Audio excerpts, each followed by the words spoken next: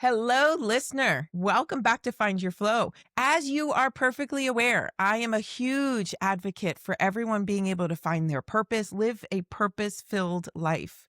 And quite frankly, I consider the human body to be somewhat of a distraction. So if we can take care of all of these little aches and pains and get our physical bodies, our physicality, up to snuff at 100% or pretty darn near close to it, that frees up the mind space, the soul space, the heart space to be able to even start dreaming about your best life. Here with me today is Judy Gaman. Gammon, as in backgammon. Judy is a healthy living expert, and I cannot wait to dive into the subject of flow, how she found her way to what it is that she's doing, but I'm going to let her explain it all to you. Judy, welcome to the studio with me. Lisa, it's so good to be on with you, and I really believe in your mission, so it makes it so easy to come on a podcast like yours and talk about what you're doing. Likewise. So listener, she's a GW graduate, which is, I'm going to be honest, that was like a huge check to have her on as a guest. Our daughter graduated from GW, so I'm a little bit, leaning towards yes, but it also means that she's brilliant. She's well educated and brilliant in what she does. Judy, please explain to the listener, what is it? What is this healthy living expert? What makes you an expert? Well, I'm the CEO at Executive Medicine of Texas, but one thing that I've always found fascinating is longevity. How do we put more health in our years? It's not just about reaching that magic, number, but it's like, what does that look like? And so for me, just studying that, I've written several books on the topic, and for years had a nationally syndicated radio show, flipped it to a podcast. And this has kind of been a love of mine, a passion of mine. So I've had the honor coming on podcasts like yours, Fox News radio healthy living expert for many years. Whenever new research would come out, they'd tap me to come on and kind of break it down and put it in layman's terms. So I've really enjoyed this space quite a bit, because when you're, again, as you talk about flow, when you're doing something you really enjoy and you like, it's easy. It doesn't feel like work. I love that you said put the health back in your years, right? I am all for quality over quantity. And if we could marry both of them, yeah, I'm in. That feels like a no-brainer. All right, in layman's terms, let's get at it. Judy, what does flow mean to you? Well, I think when I think about the word flow, and even the feeling I get when I hear the word flow, I imagine a river. And when a river is flowing, it's peaceful. And then even if a beaver goes in and builds a dam, or trash gets in there and there's something that stops it, you immediately hear that difference. You hear the chaos instead of the peace. So when I think of flow, I think about, is our life going from one point A to point B to point C in a way that's non-chaotic? And if it's chaotic, how do we figure out how to break down the dams, to get rid of the trash, to get back to that peaceful flow like the river? You just literally spoke the words that are in my heart. I try my darndest in a world full of chaos to find the ease and the flow and the peace. And what I noticed in my own journey was when I didn't have that, when I maybe unwittingly added to the chaos of things by trying to spin my wheels and accommodate chaos, it literally made everything worse. It made my health worse. It made my family dynamic worse. It made the way I showed up in my world worse. Literally chaos absolutely everywhere. And I think that a lot of us can identify with that, even if it's little things like I'm constantly late showing up for different places. I make plans and then I'm like, I think I need to cancel them. Or, I wind up doing things that I really don't want to do out of sheer obligation. I think in not such a small way, this is how chaos shows up in our life. I mean, the bigger things are like I'm in a marriage that no longer serves me. I am constantly fighting with everyone in my world. I hate my job. There's chaos absolutely everywhere. And I think what people fail to connect is that when there's chaos, your body pays the price. to be in that constant state of fight or flight or fright or fawn, or right, it creates the inflammation that runs through our bodies. And then from that inflammation, we start seeing a whole lot of chaos inside the physical body. So, I mean, I know that I can identify probably just off the top of my head a half a dozen times where I was not in flow, especially according to your definition, because it mirrors mine so closely. When was there a time where you were out of flow? And what did that feel like? Well, I think that, as most people can say, we kind of go in and out of flow. Mm-hmm. And I can feel the difference. I think the idea is to recognize the difference. And I don't think I was actually able to recognize the difference and get out of flow until my late 40s. And so the time when I had, young kids at home and things were crazy and I was going back to school and everything felt like a struggle. Mm-hmm. I mean, it wasn't just like there was trash in the river or a little bit of a dam. I mean, it was clogged up and everything just felt like it was so much. It was too much. I also believe, if I look now as, my 50-something-year-old self back at that time, I also have to take some accountability for what did I do that caused that. And even now when I get overstressed, overburdened, I have to say, okay, what role did I play in that? Mm-hmm. Because the victim and the victim mentality will always be in chaos, because unless you could take control of your own life, your own decisions, and really say, all right, is this stopping my life up, or is it allowing me to really be the person that I want to be? And sometimes there are seasons in our life where we have to recognize that there's going to be chaos. Maybe you're building a home, or maybe this is a time in your life when you're going back to school. Maybe you're just in that struggle of, oh my gosh, I had 4 teenage daughters at home at the same time. Trust me, there was not a lot of flow. Well, there was a lot of flow, but not the kind of flow that like actually makes you happy. So they're all synchronized. And they were all synchronized. I'm one of 3. I am one of 3 girls, so I can only imagine having added a 4th. Lisa, there was a day when that was happening in our home, and they were all in high school, and it was really maybe one of the toughest parenting days. And I came out of the bedroom with a packed bag, and my husband's like, "Where are you going?" And I'm like, "Leave me. I'm going to the Hilton. I'm going to live at the Hilton." And I was dead serious. Like, I was dead serious that I was going to live at the Hilton, because I had become completely nuts. And he looked at anyone. He looked at me and did exactly what you just said. I'm going with you.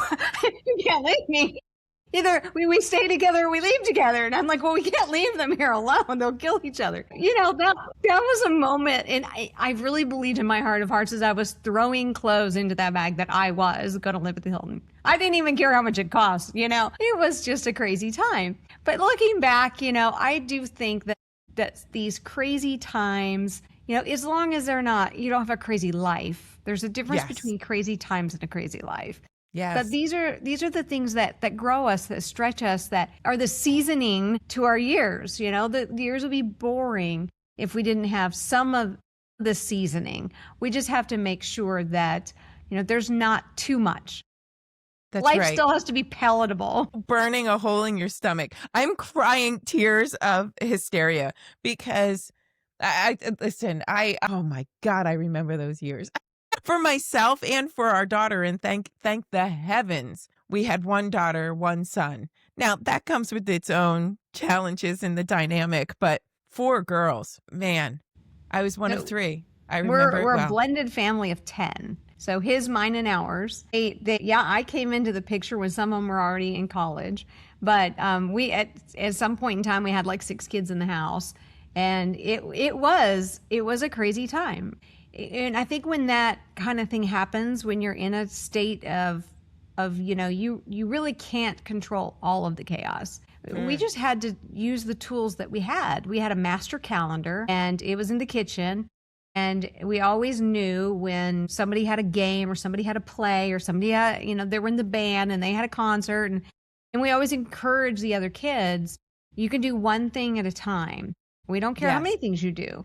But we're not going to drive you to soccer and baseball and then over to karate and then over to gymnastics. Like, no, you can pick one and focus on one. And if it doesn't work for you, you can move on. But we also encourage the kids to go to each other's sports events, each other's concerts, and to really be there. Like, if you don't have something pressing, like you're not at an activity, we would really like you to be with your sibling.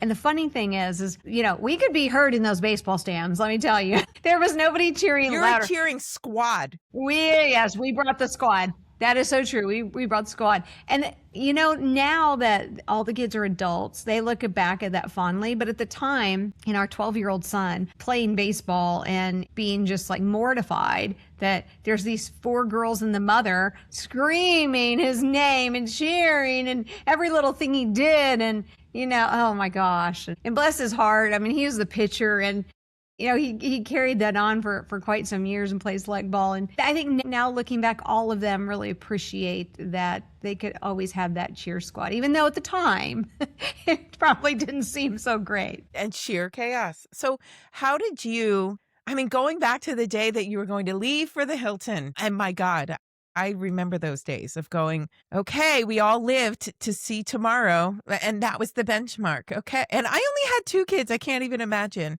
a house full of all of these different personalities. How did you find your way back to a sort of, I don't know if steadiness is the right word, but at least sort of in harmony with everything that was going on in your home? Well, I think one thing that really changed the trajectory of my life, and I give a lot of talks on this, I spent some time with a centenarian, someone over 100. I spent 4 years.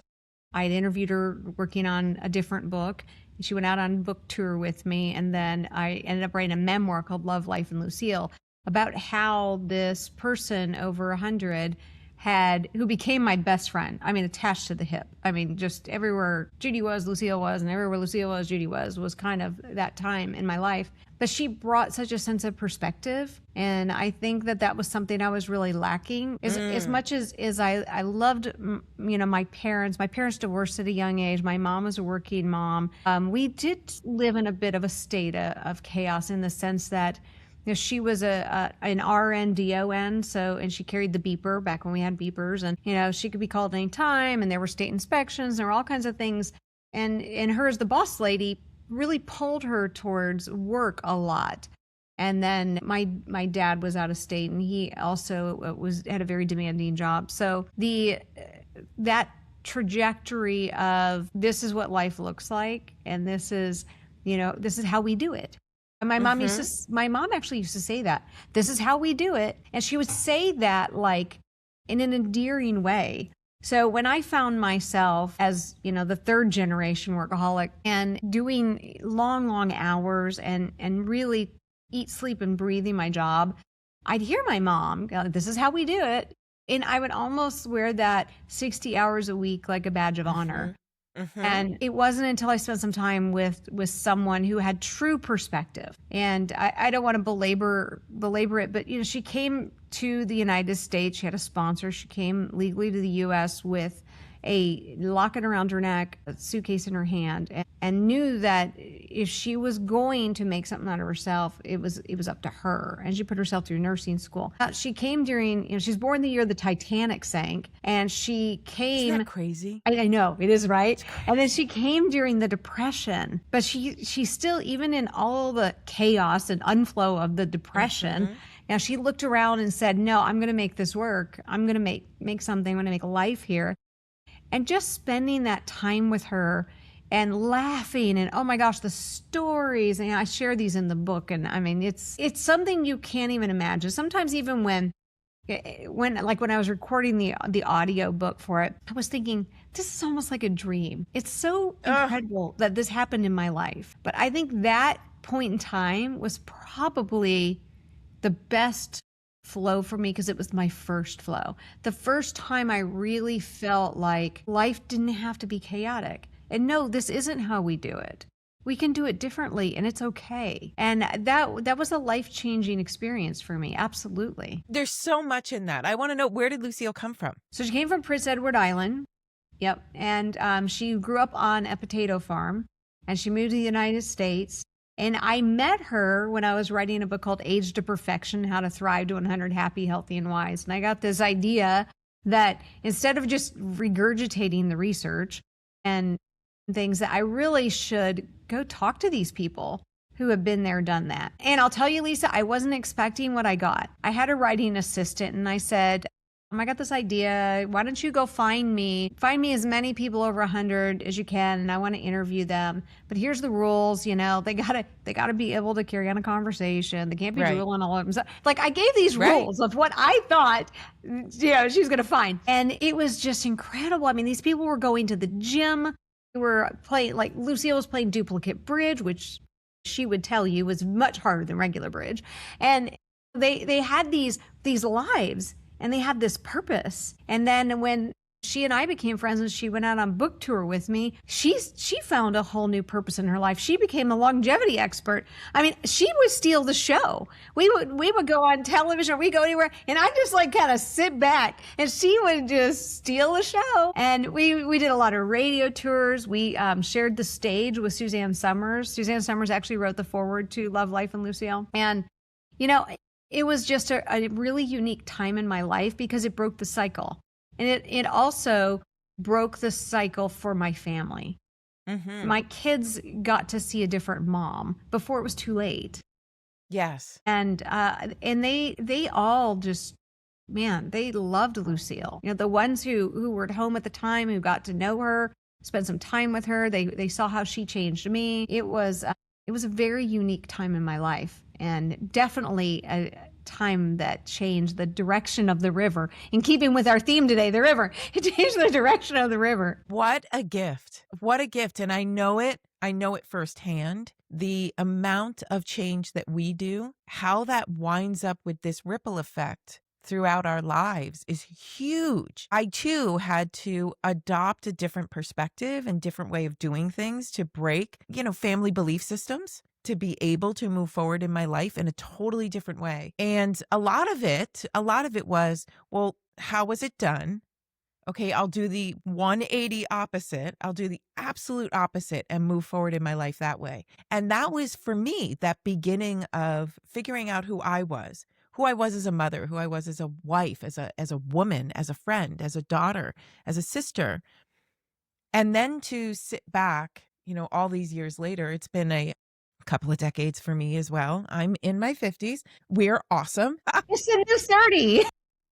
I was going to say, listen, 50 really is, it's totally different. I mean, my husband just the other day, he was like, did you know that the Golden Girls were supposed to be our age? And I went, wait, what? I just heard that. Lisa. And I was like, what? What? They're all in polyester.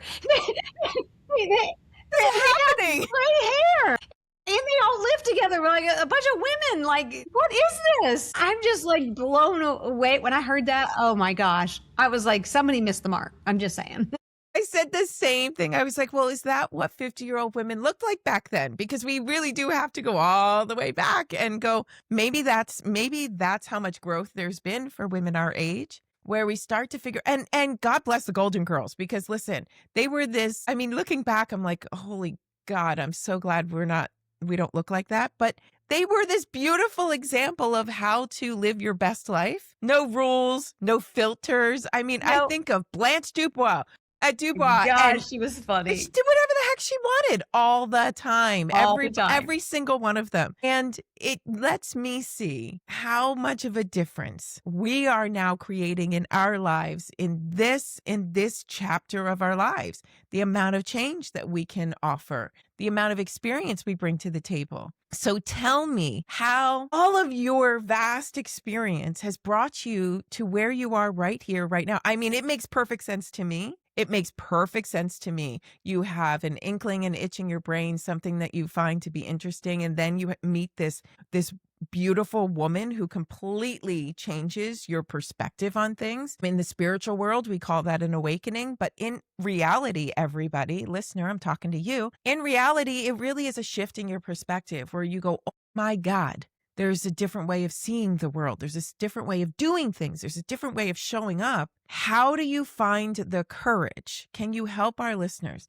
How do you find the courage to step into this new version of you? And then, off to the races, start celebrating this new version of you with books and a podcast and a radio show. How did you do all of this? Well, I think you have to take inventory of your life, and then you have to say what serves me, what doesn't serve me. For example, my first job at 16 was in a nursing home, and I was turning and feeding patients and wiping their rear ends and really seeing what I didn't want to become. I think that's really where the beginning of I want to live a healthy life. I want to figure out how not to be that and be in that position. But then I also had that incredible sympathy for people that were in that situation. And even though I talk about my mom, being a workaholic and married to the job and such, she also cared deeply for people and for humans and for the ones that couldn't speak for themselves. So I think we look at what did our parents give us, good and bad, and what do we want to take from that? What do we want to keep from that? Recognize that our parents were only humans. And they had a life before us, and they had a life after we left the house.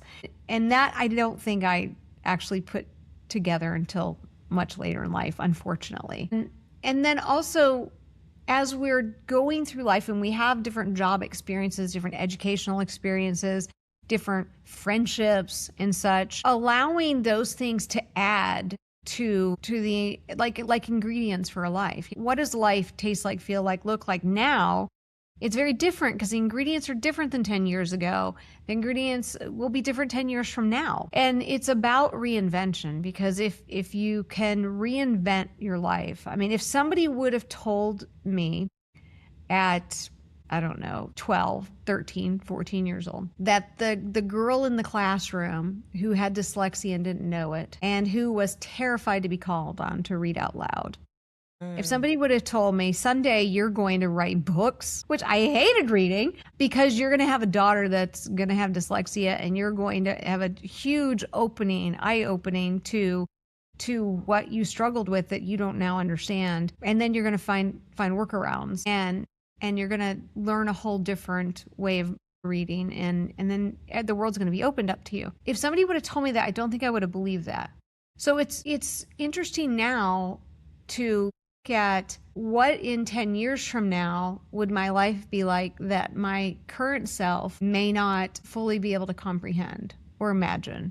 And this is what I always, when I speak a lot to large crowds, and I do this one exercise, not always, but quite a bit. I always try to get that message across, that we just need to find our passions, we need to find our strengths, and we need to maybe reinvent our life, or dig in and really exemplify the talents we've been given. But the exercise I like to do with the crowd, and this was very, very, very powerful, especially right after COVID, it's a 2-sided card. And I asked them to pull out their card and to write on the front of the card all their dreams. I said, dream big, real big, real big. Think about, it doesn't matter how much money, it doesn't matter how much time. Like, if you could do anything, what would you do? And they all kind of write down these dreams. And I'm like, okay, now look at that. Now dream something even bigger than that. And I get them to write these things down. And then I tell them to turn the card over. And I said, okay, now I want you to write down all the bad things that happened to you in the last 5 years. And the room grows silent, right? I'm like, no, the big stuff, like horrible stuff. Write down. You're looking around and people are very uncomfortable. I'm like, and nobody's going to read your card. You guys stick to your own card. Don't look at each other's card. This is your card. You're not going to be asked to pass it around. You're not going to be asked to read it out loud. Nothing. This is your card. And then I watch and, they start writing and sometimes there's tears. And I'll say, man, with the first time I did this, I had just lost my mom and my sister within a year of each other. And I said, if I was writing that card, here's what I'd be writing. And I tell them, and then here come the tears, right? And then they really start writing. And generally, I'd look out in this crowd and at least a quarter of them are crying.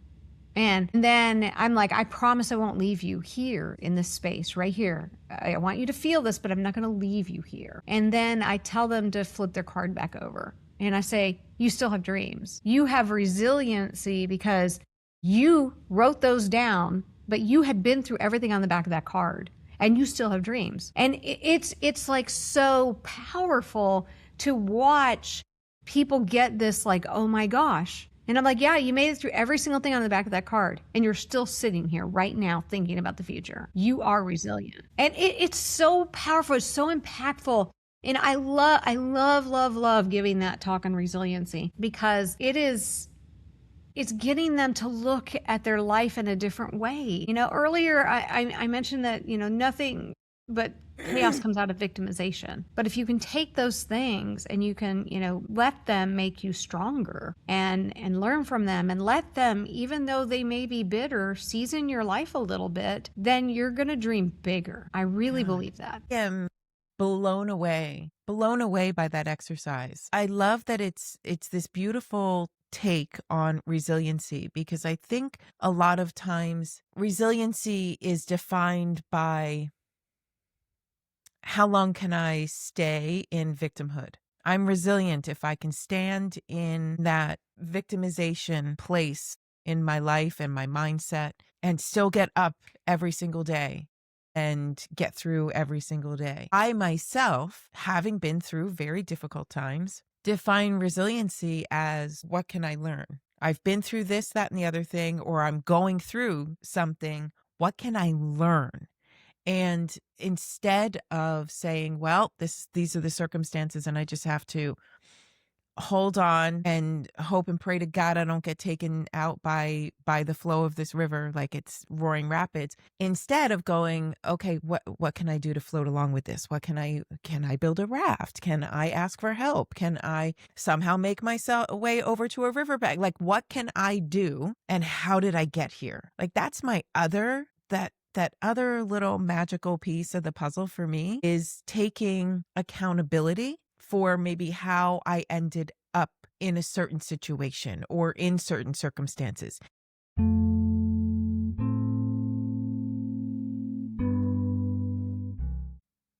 I'm a bit obsessed with money right now. And if you're anything like me, you are too, whether it's making more or holding on to it. But here's the thing. The problem isn't the money. And it's not a sense of self-worth either.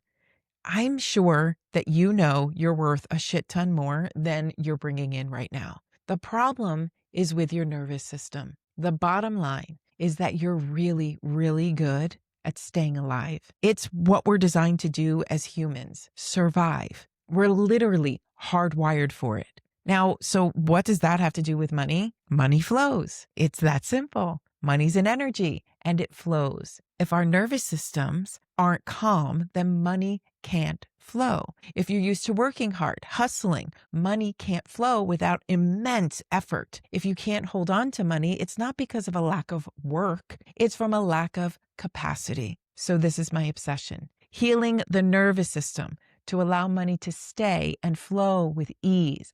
Literally build the capacity to hold more. Establish the ease to allow money to flow with ease. And that's what the held container is all about. So if you feel like you brace for life, wait for the other shoe to drop, hang on until the next payday, or panic and avoid money altogether, this program is for you. It's so simple and so impactful. And if you just felt like I threw you a lifeline, lifted you out of a sense of drowning, then this is for you. Go to nagarelife.com to apply. The program is only open to 6 people, and applications are open now.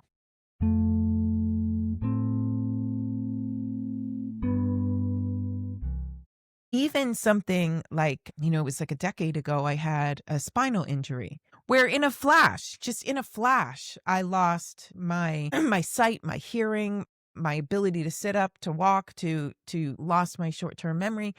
I lost so many of my faculties. And yeah, it took 9 months of me sitting in that for me to get to a point of, okay, how do I get out of this? And it even took like fighting against every doctor who had a diagnosis and a prognosis and told me I'd never recover. Maybe I needed to find that fire in my belly to be able to fight for myself and redefine how I was going to live my life. But then it's been nearly a decade now of self-discovery of, well, how did I get there? How did I end up with a vertebrae that twisted and shifted. Like how did I get there? Because if I go back before, like the months leading up to that injury, yeah, I remember dizzy spells. I remember ignoring that little voice in my head that said, maybe you should go get this checked out. I remember plummeting blood sugar. I remember like being hungry or being thirsty, even though I just ate. And like, I remember all of the symptoms and ignoring every single one. And I went,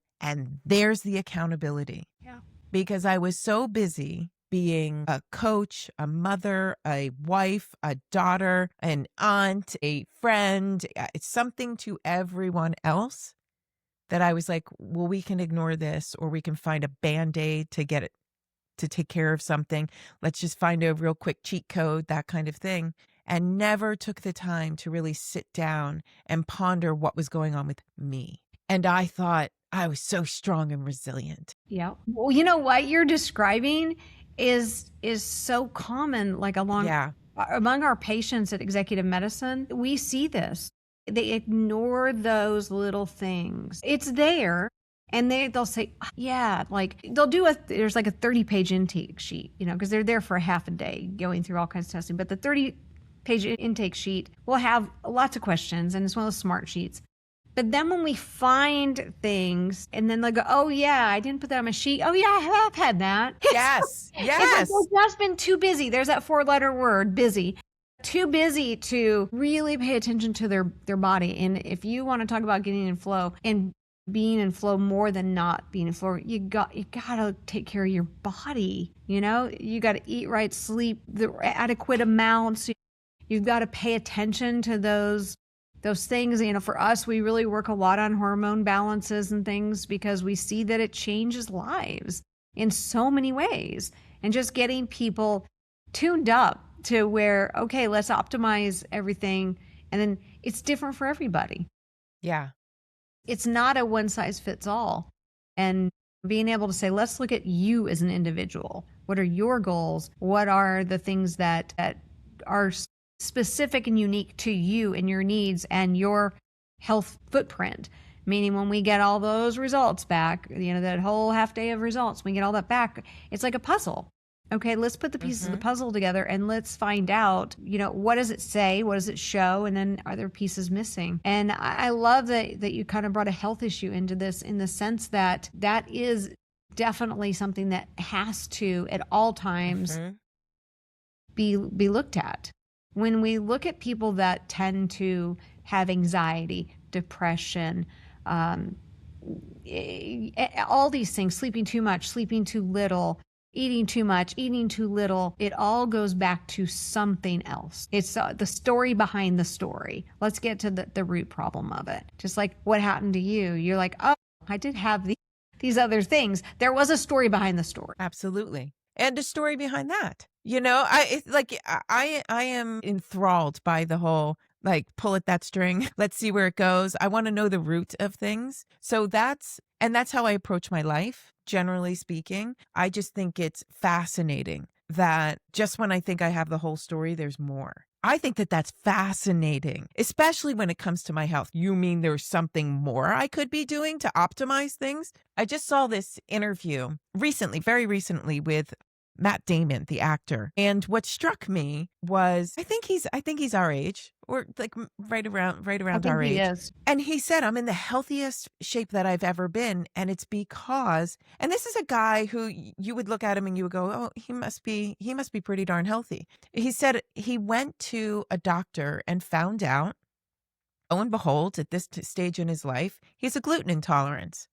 So he took out gluten, and he said, and you won't believe how much better I feel. All of a sudden, I've trimmed down. I have no bloat. My joints feel better. I'm thinking clearer. I'm faster. I'm more efficient. You can see it in his face. He doesn't have that puffy face. Yes. You can see it. Yes. Like, that looks like the structure changed. And I thought, this is how it is, though, right? You've got some people who say, what are you talking about? I've been able to eat bread my entire life. Yeah, and your entire life you've been complaining that you're tired and you don't feel good. And you thought you had, lactose intolerance. Right. There's a lot I could do at the age of 10 that I can't be doing right now at the age of 54 or whatever I am. Like, there's a lot that changes because our bodies change. Who we are structurally, cellularly, molecularly changes as we age. So to be able to make those changes and actually stay in the flow and the current of how our bodies are adjusting in our lifespan, if we're able to keep up with that, honor that, don't judge it, and just honor it and make adjustments. Yeah, I want to be 80 years old with a clear mind. Yes, I absolutely want to be able to make these changes to be able to enjoy my life. I want to enjoy grandkids. I mean, not today. Hannah and Tate, not today. But I would like to. I want to be able to show up to plays for the next generation, show up to concerts, show up to games, show up to meets. I want to be able to enjoy my time. I want quality of life above and beyond anything else. So we're making radical changes in our lives right here, right now. What radical changes? And I say radical and I air quote that. I'm literally air quoting in my brain because radical change could be, okay, well, I'm going to have to give up bread. You know what I mean? Or radical means something different for everybody. Exactly. Right? It could be move to Timbuktu or stop eating ice cream. Like, it could be anything. Right. I mean, that could be catastrophic for somebody, you know? My father. I'm thinking of my father. Yeah, giving up something they love.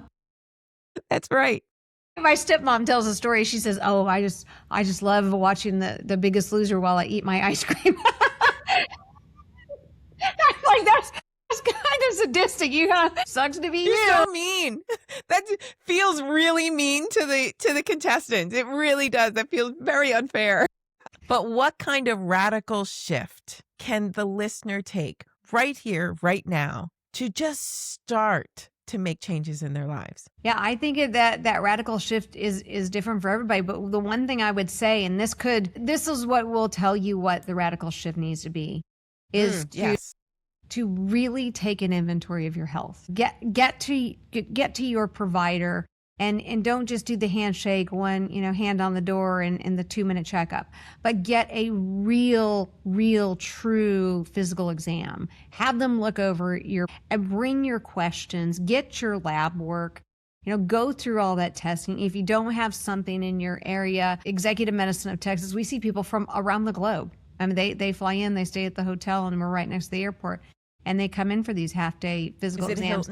Because I would say if I had to put a percentage on the number of lives we've changed, it's well over 50%. And sometimes it's something very small. Sometimes it's they have a vitamin D deficiency.